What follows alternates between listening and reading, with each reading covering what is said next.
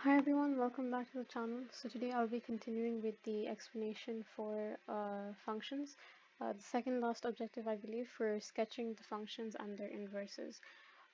So this is my example question. I believe this part of the objective is best taught with an example. So over here, we're given that there is a function y or f of x is equal to x squared minus 2x, and we have to plot that and its inverse. So we actually have to find the inverse. In my previous video, you would have seen that I solved for the inverse. So the inverse is over there. You can check it out in our playlists. So essentially, when we see these questions, the first thing you have to do is obviously find what the inverse is. Then you have to find out what the domain and the ranges for both the function and the inverse of the function. So the way to do it would be applying a rule where the domain of f of x is the range of f inverse x and vice versa. So I'll tell you what I mean by that, or I will show you what I mean by that. But before we get into that, first thing we need to do is plot the line y is equal to x. This is the line y is equal to x, and you'll see later why exactly we had to plot this. Um, so to start off over here, there's a property of completed square forms that you should know. It's that the constant is the range. So over here, if we had to find the domain and range of both of these functions, you would know that the range over here is x is greater than or equal to minus 1. That is a standard thing or a rule with completed square forms. Therefore, this rule basically only applies for quadratic equations. And now, because we have a limited range, we can also find out what our domain is for this. Also, my bad, this should be f of x. Okay, because f of x is basically our y or our solution, not just x, because just x would be our domain. So anyway, because our range is now restricted, we can solve for what our x or domain is. We can basically x minus 1 whole square minus 1 is greater than or equal to minus 1.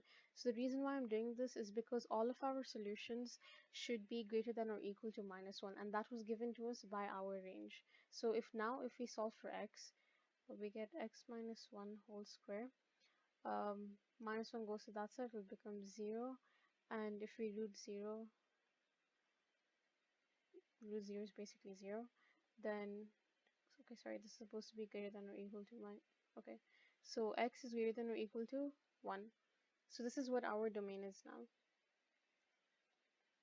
Now, using the rule which I first mentioned earlier, the domain of f of x is the range of f inverse x.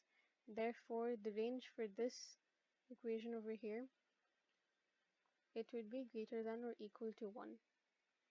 And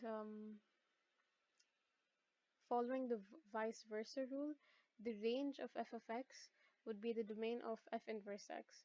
Therefore, the domain for this equation would be x is greater than or equal to minus 1. I hope it's making sense so far. So now that we have our restriction set and our y is equal to x line marked, the next thing we need to do is plot our graph. So we need to choose appropriate x values that will give us appropriate y values within our range. And then we have to plot that. So I will show you the example values I used. Just one second.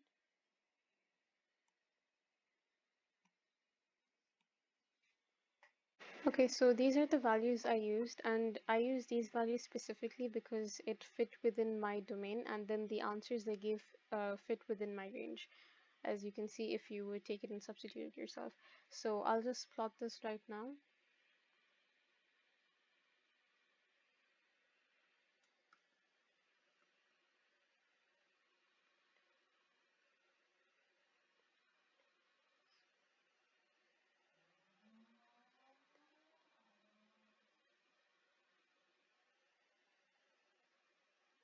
So this line over here is for our f of x. It's not the best line, it's a bit difficult drawing on this, but for our f inverse x now,